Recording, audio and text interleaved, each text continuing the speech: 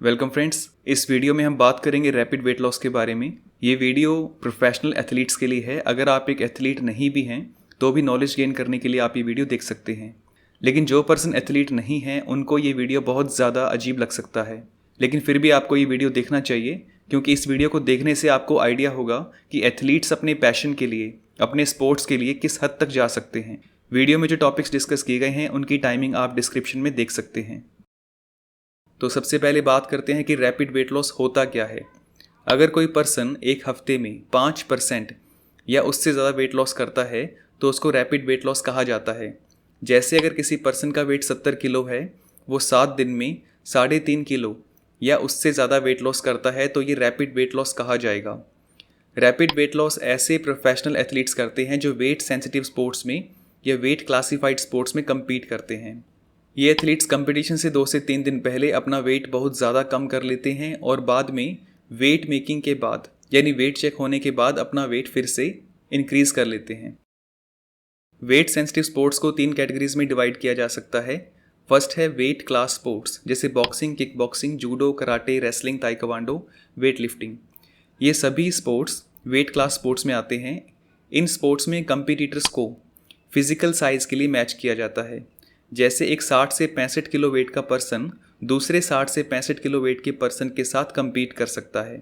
ऐसा कभी नहीं होगा कि एक 60 किलो का पर्सन एक 80 किलो के पर्सन के साथ compete करे। ऐसे स्पोर्ट्स में कंपटीशन से 2 से 16 घंटे पहले एथलीट्स का वेट चेक किया जाता है। वेट चेक करने के बाद और कंपटीशन से पहले इनके बीच का जो टाइम है वो सभी स्पोर्ट्स में अलग अलग हो सकता है। सेकेंड है ग्रेविटेशनल स्पोर्ट्स, जैसे रनिंग, स्केटिंग, जंपिंग, साइकिलिंग आदि। इन स्पोर्ट्स में एक एथलीट को अपना बॉडी वेट ग्रेविटी के अगेंस्ट मूव करना होता है। जैसे अगर हम जंपिंग की बात करते हैं तो एक ऐसा एथलीट जिसका बॉडी वेट कम है ज़्यादा दूर तक या ज़्यादा ऊंचाई तक जंप कर सकता है। थर्ड है एस्थेटिक स्पोर्ट्स, जैसे body building, figure skating, diving, gymnastics. ऐसे स्पोर्ट्स में अगर आपका बॉडी वेट कम है, आपकी बॉडी का फैट परसेंटेज कम है, तो ये आपका एक प्लस पॉइंट होता है। इन सभी स्पोर्ट्स में कम्पीट करने वाले जो एथलीट्स हैं वो अपने बॉडी वेट को कम करते हैं। बहुत सारे एथलीट्स का मानना है कि वेट कम करना ये जो प्रोसेस है ये स्पोर्ट्स का एक पार्ट है। ऐसा करने से उनका कॉन्फिडेंस इंप्रूव होता है और वो फोकस भी अच्छा कर पाते हैं। अब देखते हैं कि रैपिड वेट लॉस और ग्रेजुअल वेट लॉस में क्या डिफरेंस है। रैपिड वेट लॉस बहुत ही फास्ट है, जैसे एक वीक में 5% वेट लॉस करना, और ग्रेजुअल वेट लॉस वो काफ़ी स्लो है, जैसे एक वीक में 1% वेट लॉस करना। रैपिड वेट लॉस टेम्पररी होता है, मतलब ये सिर्फ एक बार कंपटीशन के लिए किया जाता है, फिर बाद में इसको फिर से इंक्रीज कर लिया जाता है। ये एक पर्सन का नॉर्मल वेट नहीं होता। ग्रेजुअल वेट लॉस को एक परमानेंट वेट कह सकते हैं, ये आपका नॉर्मल वेट होता है। रैपिड वेट लॉस बहुत ही डेंजरस हो सकता है, इसको सिर्फ प्रोफेशनल एथलीट्स करते हैं, आम लोग इसका यूज़ नहीं करते। ग्रेजुअल वेट लॉस को कोई भी यूज़ कर सकता है। ऐसा पर्सन जो थोड़ा सा ओवर वेट है, जिसका वेट थोड़ा ज़्यादा है, वो ग्रेजुअल वेट लॉस को यूज़ कर सकता है। रैपिड वेट लॉस का जो बेस है वो है बॉडी वाटर, मीन्स हमारी बॉडी का जो पानी है उसको मैनिपुलेट किया जाता है। और ग्रेजुअल वेट लॉस में नेगेटिव एनर्जी बैलेंस का यूज़ किया जाता है, मतलब जितनी कैलोरीज हम फूड से लेते हैं उससे ज़्यादा कैलोरीज बर्न करना। तो अभी आप समझ गए हैं कि रैपिड वेट लॉस और ग्रेजुअल वेट लॉस में क्या फ़र्क है। आगे चलने से पहले आपको बता दूं कि रैपिड वेट लॉस बहुत ही डेंजरस हो सकता है। जो आम पर्सन है उनको ये कभी भी यूज़ नहीं करना चाहिए, और जो प्रोफेशनल एथलीट्स हैं उनको भी किसी एक्सपर्ट के अंडर ही ऐसा करना चाहिए। ये इतना डेंजरस है कि इससे किसी की डेथ भी हो सकती है। 1997 में 3 रेसलर्स, मतलब कुश्ती के 3 खिलाड़ी रैपिड वेट लॉस की वजह से मर गए थे। अगर आप उनकी पूरी न्यूज़ रीड करना चाहते हैं तो CDC की वेबसाइट पर कर सकते हैं। इसलिए जो भी इन्फॉर्मेशन मैं आपको देने जा रहा हूँ वो सिर्फ नॉलेज के लिए है, और मेरी आपसे रिक्वेस्ट है कि बिना किसी एक्सपर्ट के आप अपने आप से इसको यूज़ करने की गलती ना करें। ये बहुत ज़्यादा डेंजरस हो सकता है। अब बात करते हैं रैपिड वेट लॉस के मेथड्स के बारे में। रैपिड वेट लॉस के मेथड्स को हम 4 पार्ट्स में डिवाइड कर सकते हैं: फूड रिस्ट्रिक्शन, वाटर मैनिपुलेशन, गट कंटेंट और अदर मेथड्स। फूड रिस्ट्रिक्शन बहुत ज़्यादा फास्ट नहीं है, इसलिए इसको रैपिड वेट लॉस मेथड में नहीं माना जाता, लेकिन इसको दूसरे मेथड्स के साथ यूज़ किया जाता है। वाटर मैनिपुलेशन और गट कंटेंट रैपिड वेट लॉस के लिए सबसे इम्पोर्टेंट मेथड्स हैं। उसके अलावा कुछ और मेथड्स भी हैं जो इतने पॉपुलर नहीं हैं। कुछ मेथड्स ऐसे हैं जो स्पोर्ट्स ऑर्गेनाइजेशन की तरफ से या वर्ल्ड एंटी डोपिंग एजेंसी की तरफ से इल्लीगल माने जाते हैं। इसके लिए आपको अपने स्पोर्ट्स के जो रूल्स एंड रेगुलेशंस हैं उनकी पूरी जानकारी होनी चाहिए। बाकी एक अलग वीडियो में मैं आपको बता दूंगा कि कौन से स्पोर्ट्स में कौन से मेथड्स को इल्लीगल माना जाता है और क्यों इल्लीगल माना जाता है। तो पहले बात करते हैं फूड रिस्ट्रिक्शन के बारे में। इसको हम एनर्जी डेफिसिट मेथड भी कह सकते हैं। इसका मतलब है कि जितनी कैलोरीज आप फूड से लेते हैं उससे ज़्यादा कैलोरीज को बर्न करना। ये मेथड एक स्लो मेथड है, इसलिए एथलीट्स इसको 4 से 6 हफ्ते पहले यूज़ करना शुरू करते हैं, जिससे धीरे धीरे बॉडी वेट लॉस किया जा सके। नेक्स्ट है वाटर मैनिपुलेशन। हमारी बॉडी का 60% हिस्सा पानी से बना है। इसका मतलब ये है कि हमारी बॉडी का 60% वेट पानी की वजह से है। पानी के इस वेट को बहुत स्पीड से कम किया जा सकता है और बहुत स्पीड से बढ़ाया भी जा सकता है। इसलिए ये रैपिड वेट लॉस का प्राइमरी फोकस होता है। इसको हम 3 पार्ट्स में डिवाइड कर सकते हैं: फ्लूइड रिस्ट्रिक्शन, फ्लूइड अनलॉकिंग और फ्लूइड एक्सक्रीशन। फ्लूइड रिस्ट्रिक्शन बहुत ही सिंपल मेथड है। इसका मतलब है कि आप जो भी फ्लूइड्स लेते हैं, जो लिक्विड लेते हैं, जैसे पानी, चाय, दूध, जूस आदि, या ऐसे फूड जिसमें पानी की मात्रा ज़्यादा है, उनको कम कर देना। इस मेथड का यूज़ करके एक दिन में 1% से 2% तक बॉडी वेट कम किया जा सकता है और इसका फिजिकल परफॉर्मेंस पर भी असर नहीं पड़ेगा। नेक्स्ट है फ्लूइड अनलॉकिंग। सिंपल वर्ड्स में जिस रीज़न से पानी बॉडी में लॉक हो जाता है उस रीज़न को दूर करना। इसका फर्स्ट पार्ट है glycogen stores depletion. Glycogen stores के बारे में आपको पता होगा। हम जो भी फूड खाते हैं उससे हमें कार्बोहाइड्रेट्स मिलता है। हमारी बॉडी कार्बोहाइड्रेट्स को एनर्जी के लिए यूज़ कर लेती है। जो एक्स्ट्रा कार्ब्स हैं उनको ग्लाइकोजन की फॉर्म में स्टोर कर लेती है।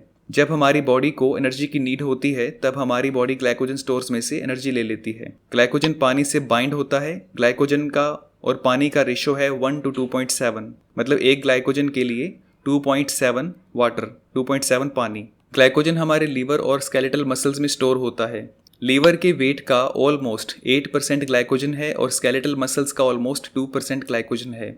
एक 75 kg बॉडी वेट के पर्सन में 1024 ग्राम ग्लाइकोजन होगा। 1024 ग्राम ग्लाइकोजन के लिए 2765 ग्राम पानी होगा। इसका मतलब है ग्लाइकोजन स्टोर्स का टोटल वेट 4 किलो के आसपास हो जाएगा और 4 किलो आपकी बॉडी का ऑलमोस्ट 5% वेट है। इस ग्लाइकोजन स्टोर्स को हम यूज़ करके बॉडी वेट कम कर सकते हैं। ऐसा करने के 2 मेथड्स हैं। फर्स्ट है लो कार्बोहाइड्रेट डाइट। अगर आप अपनी कार्ब इंटेक को 50 ग्राम्स पर डे या उससे कम कर देते हैं तो आपकी बॉडी के ग्लाइकोजन स्टोर्स डिप्लीट होने शुरू हो जाएंगे, मीन्स कम होने शुरू हो जाएंगे। सेकेंड है यूज़ ग्लाइकोजन स्टोर्स। कुछ एक्स्ट्रा वर्कआउट करके आप अपने ग्लाइकोजन स्टोर्स को यूज़ कर सकते हैं। इससे भी ग्लाइकोजन स्टोर्स डिप्लीट हो जाएंगे। अगर आप इन दोनों मेथड्स को एक साथ यूज़ करते हो, मतलब 50 ग्राम पर डे से कम कार्ब्स लेना और एक्स्ट्रा वर्कआउट करना, तो आप एक हफ्ते में 2% तक बॉडी वेट रिड्यूस कर सकते हो। इस मेथड से आपकी शॉर्ट टर्म स्ट्रेंथ पर बहुत ही कम फर्क पड़ता है, लेकिन अगर आप किसी ऐसे स्पोर्ट्स में हैं जिसमें आपको 5 मिनट या उससे ज़्यादा देर तक स्ट्रेंथ का यूज़ करना पड़ेगा तो आपकी परफॉर्मेंस कम हो सकती है। ऐसे में आपको वेट चेक होने के बाद एक अच्छा ग्लाइकोजन रिस्टोर प्रोग्राम फॉलो करना चाहिए। उसके बारे में मैं वीडियो के लास्ट में आपको बता दूंगा। फ्लूइड अनलॉकिंग में सेकंड मेथड है लो सोडियम डाइट। अगर आपकी डाइट में सोडियम की मात्रा ज़्यादा है तो आपकी बॉडी ज़्यादा पानी स्टोर करेगी। अगर आपकी डाइट में सोडियम की मात्रा कम है तो आपकी बॉडी कम पानी स्टोर करेगी। अगर आप 500 mg पर डे या इससे कम सोडियम लेते हैं तो 5 दिन में 2% तक बॉडी वेट लूज़ कर सकते हैं। अब बात करते हैं फ्लूइड एक्सक्रीशन में फर्स्ट पॉइंट की, जो है रेस्पिरेशन। सिंपल वर्ड्स में रेस्पिरेशन का मतलब है सांस लेना। सांस लेने की जो स्पीड है वो एक्सरसाइज करने से इंक्रीज हो जाती है और इससे बॉडी वाटर लॉस होना शुरू हो जाता है। अगर आप लो ह्यूमिडिटी वाली जगह में एक्सरसाइज करते हैं, मतलब जहाँ पर हवा में पानी की मात्रा बहुत कम है, जहाँ हवा में नमी बहुत कम है, ऐसी जगह पर अगर आप एक्सरसाइज करते हैं तो आपका वाटर लॉस बहुत फास्ट हो जाएगा। अगर आपकी एक्सरसाइज बहुत इंटेंस है तो भी आपका वाटर लॉस बहुत फास्ट हो जाएगा। ये 0.8 से 2.7 ml पर मिनट तक हो सकता है। अगर आप एक्सरसाइज के टाइम पर नाक से सांस ना लेकर मुंह से सांस लेते हैं तो आपका वाटर लॉस 46% तक इंक्रीज हो जाएगा। कुछ लोग कहते हैं कि ज़्यादा ऊंचाई पर एक्सरसाइज करने से, मीन्स हाई एल्टीट्यूड्स पर एक्सरसाइज करने से वाटर लॉस ज़्यादा होता है, लेकिन एल्टीट्यूड का वाटर लॉस पर कोई खास इम्पैक्ट नहीं पड़ता। फ्लूइड एक्सक्रीशन का नेक्स्ट पॉइंट है यूरिनेशन एंड वाटर लॉस। हमारी बॉडी का जो यूरिन सिस्टम है वो हमारी बॉडी में फ्लूइड्स को रेगुलेट करता है। यूरिन सिस्टम का काम है यूरिन को प्रोड्यूस करना, स्टोर करना और यूरिन को बॉडी से बाहर निकालना। नॉर्मली जो यूरिन लॉस होता है वो 1 से 2 लीटर पर डे होता है। अगर बॉडी डिहाइड्रेशन की स्टेट में है तो ये काफ़ी कम हो जाता है। कुछ ऐसे मेथड्स हैं जिससे यूरिन लॉस को इंक्रीज किया जा सकता है। फर्स्ट है लाइंग इन ए पोजीशन। अगर आप एक ऐसे बेड पर सीधे लेट जाते हैं जो सर की तरफ से 3 डिग्री नीचे की तरफ झुका हो, तो ऐसी पोजीशन में यूरिनेशन ज़्यादा होगा। इस फोटो में आप देख सकते हैं कि एग्जैक्ट पोजीशन क्या होनी चाहिए। सेकंड है विटामिन सी। विटामिन सी एक ड्यूरेटिक की तरह काम करता है। अगर आप 700 mg से 1000 mg विटामिन सी की एक सिंगल डोज भी लेते हैं तो इससे यूरिनेशन फास्ट हो जाएगा, बढ़ जाएगा। थर्ड है फार्माकोलॉजिकल ड्यूरेटिक्स। मार्केट में ऐसी बहुत सी तरह की ड्रग्स आती हैं, मेडिसिन आती हैं जिनसे यूरिनेशन बढ़ जाता है। इनको ड्यूरेटिक्स या वाटर पिल्स कहा जाता है। ये वाटर पिल्स स्पोर्ट्स में बैन होती हैं। वर्ल्ड एंटी डोपिंग एजेंसी के अकॉर्डिंग वाटर पिल्स का यूज़ करना इलीगल है, इसलिए ज़्यादातर एथलीट्स इसका यूज़ नहीं करते, लेकिन फिर भी कुछ एथलीट्स ऐसे हैं जो इसका यूज़ करते हैं। फ्यूरोसीमाइड्स के नाम से एक वाटर पिल है। एक स्टडी के अकॉर्डिंग 1.7 mg पर किलोग्राम बॉडी वेट के हिसाब से अगर फ्यूरोसीमाइड की एक डोज दी जाए तो 24 घंटे में 4.2% तक वेट लॉस किया जा सकता है। ड्यूरेटिक्स का यूज़ करने से आपकी एरोबिक कैपेसिटी 5% तक कम हो सकती है। फोर्थ है हर्बल ड्यूरेटिक्स।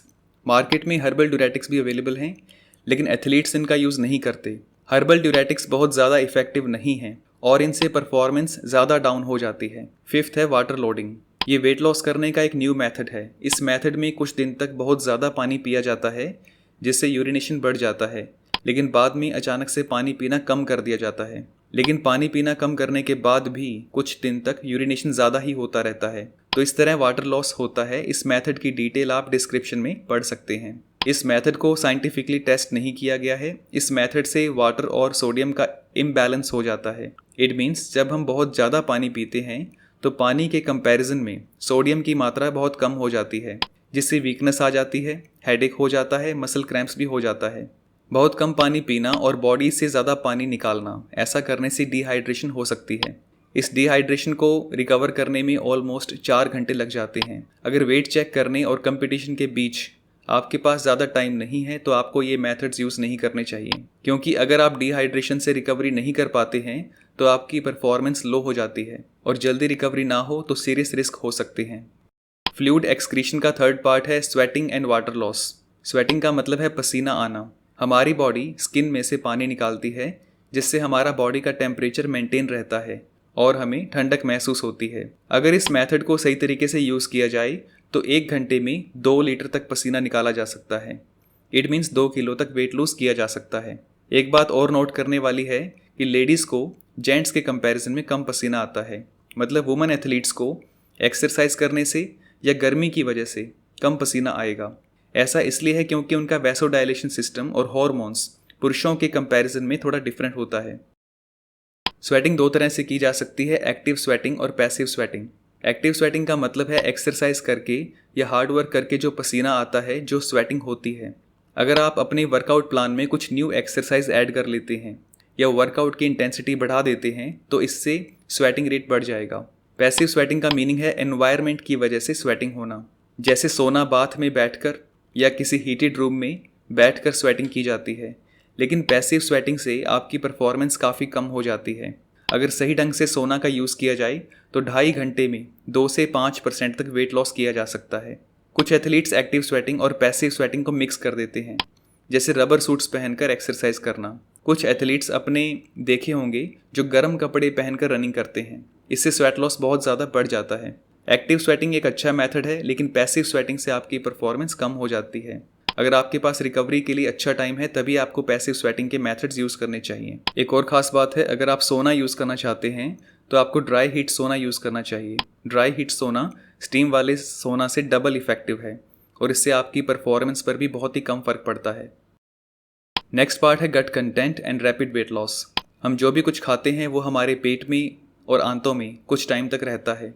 इसको हम गट कंटेंट कहते हैं। गट कंटेंट को मैनिपुलेट करके 1 किलो तक वेट लूज किया जा सकता है। इसमें फर्स्ट मेथड है लेक्सेटिव्स। लेक्सेटिव्स एक तरह की मेडिसिन होती है जो कब्ज़ को यानी कॉन्स्टिपेशन को ठीक करती है। लेक्सेटिव से स्टूल्स लूज हो जाता है और पेट अच्छे से साफ़ हो जाता है। कुछ एथलीट्स लेक्सेटिव का यूज़ करते हैं जिससे उनका पेट अच्छे से साफ़ हो जाता है और ऐसा होने से उनका वेट कम हो जाता है। ये मेथड उस दिन यूज़ करते हैं जिस दिन वेट चेक करना होता है या उससे 1 दिन पहले यूज़ करते हैं।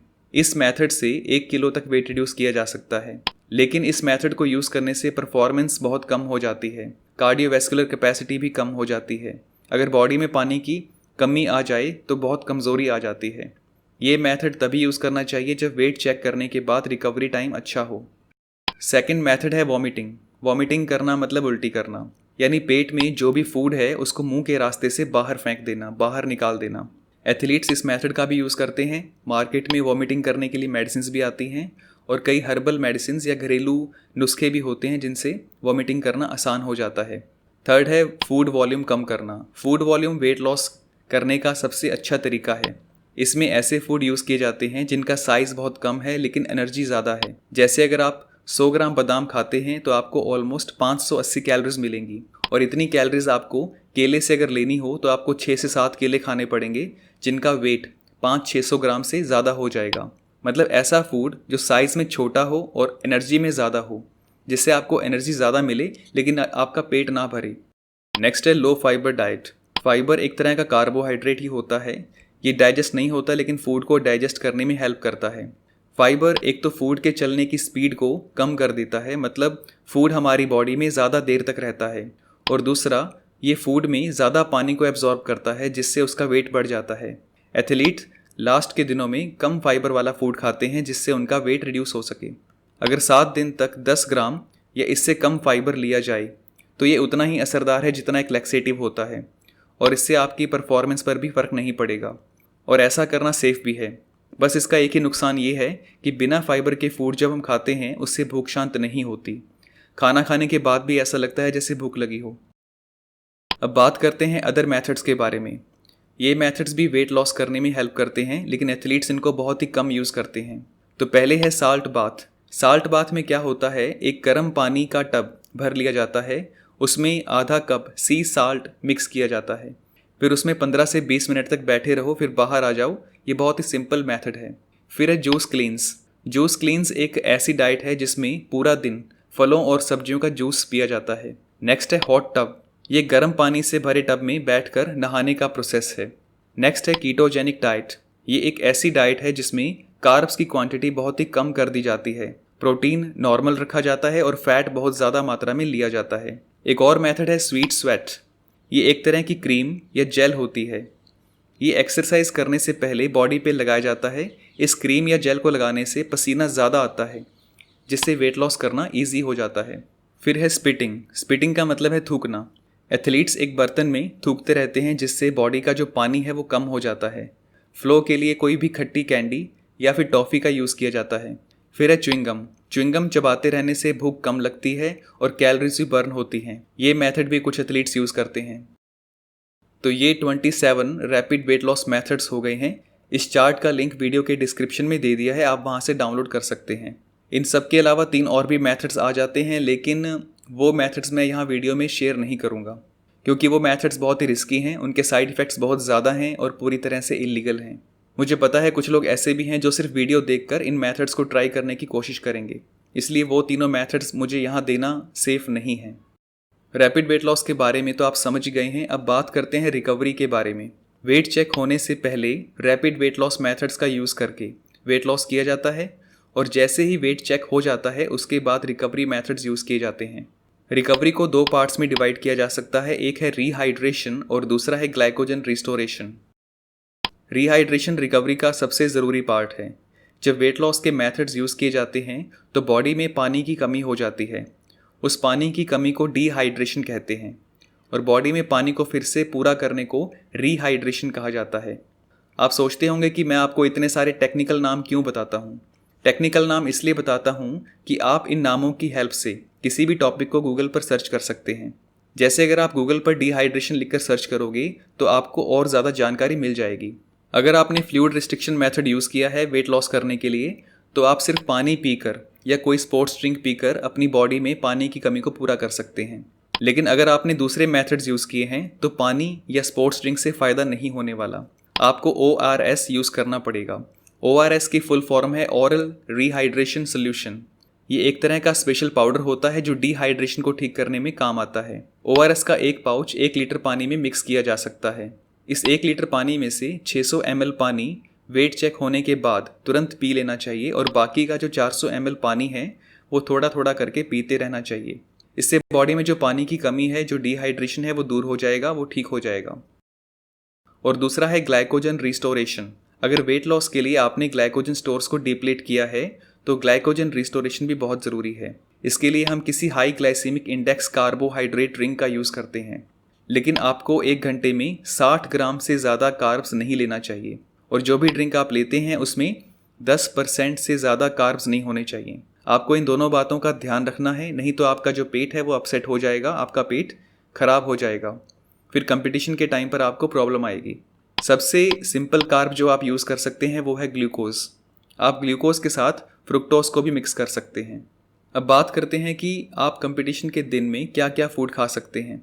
ये कंपटीशन से कुछ पहले या कंपटीशन से कुछ टाइम पहले आप क्या फूड ले सकते हैं। कंपटीशन से पहले आप जो भी फूड लेते हैं उसमें फ़ैट नहीं होना चाहिए या लो फैट होना चाहिए। उसमें फाइबर की मात्रा भी कम होनी चाहिए। ऐसा फूड होना चाहिए जो बहुत आसानी से डाइजेस्ट हो जाए।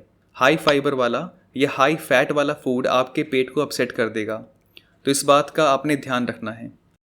अगर आपको लगता है कि फ़ूड लेने से आपका पेट अपसेट हो जाएगा और आप फूड नहीं लेना चाहते, तो भी आपके पास 2 मेथड्स हैं जो आप ट्राई कर सकते हैं।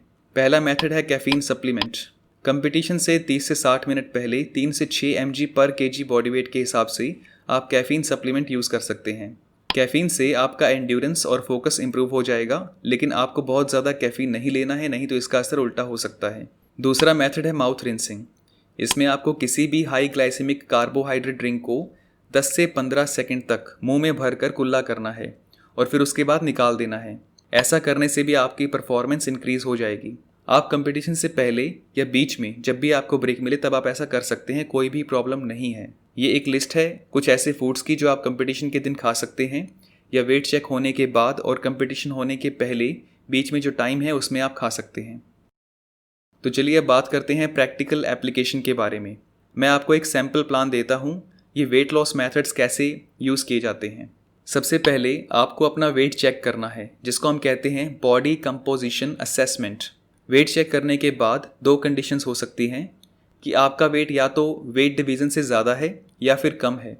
अगर आपका वेट डिवीज़न से कम है तो कोई प्रॉब्लम नहीं है, आपको कुछ भी करने की नीड नहीं है। लेकिन अगर आपका वेट डिवीज़न से ज़्यादा है तो आपको 3 क्वेश्चंस पर ध्यान देना चाहिए। आपका वेट डिवीज़न से कितना ज़्यादा है, वेट चेक होने में कितने दिन बाकी हैं, वेट चेक होने के बाद आपको रिकवरी टाइम कितना मिलेगा। अगर आपका वेट डिवीज़न से 10% ज़्यादा है और आपके पास 7 दिन से कम टाइम है तो आपको compete नहीं करना चाहिए। अगर वेट डिवीज़न से 5% ज़्यादा है लेकिन वेट चेक होने और कंपटीशन के बीच में 4 घंटे से कम का टाइम है तो भी आपको compete नहीं करना चाहिए। अगर ये दोनों कंडीशंस नहीं हैं तो आप रैपिड वेट लॉस मेथड्स को ट्राई कर सकते हैं। तो सबसे पहले आपको किसी एक्सपर्ट को हायर करना है, उसकी सुपरविजन में अगले 7 दिनों में ये मेथड्स इस तरह से आप यूज़ कर सकते हैं। कंपटीशन से 5 से 7 दिन पहले आपको लो कार्बोहाइड्रेट डाइट शुरू कर देनी है, जिसमें प्रोटीन अच्छी मात्रा में हो और कुछ एनर्जी डेफिसिट भी हो। 4 से 5 दिन पहले आपको सोडियम इंटेक कम कर देना है। पूरे दिन में आपको 500 mg या इससे कम सोडियम का यूज़ करना है बस। 3 से 4 दिन पहले आपको अपना फाइबर इंटेक कम कर देना है। पूरे दिन में 10 ग्राम या इससे कम फाइबर यूज़ करना है। 2 से 3 दिन पहले आपको फ्लूइड इंटेक कम कर देना है, एनर्जी डेंस फूड यूज़ करना है और एक्टिव स्वेटिंग मेथड्स को यूज़ करना है। 1 से 2 दिन पहले आपको पैसिव स्वेटिंग मेथड्स का यूज़ करना है। ये सब करने से आपका वेट काफ़ी रिड्यूस हो जाएगा और आपका वेट डिवीज़न तक आ जाएगा। अब वेट चेक होने के बाद आपको रिकवरी पे ध्यान देना है। वेट चेक होने के बाद आपको ORS और हाई ग्लाइसेमिक कार्बोहाइड्रेट ड्रिंक का यूज़ करना है।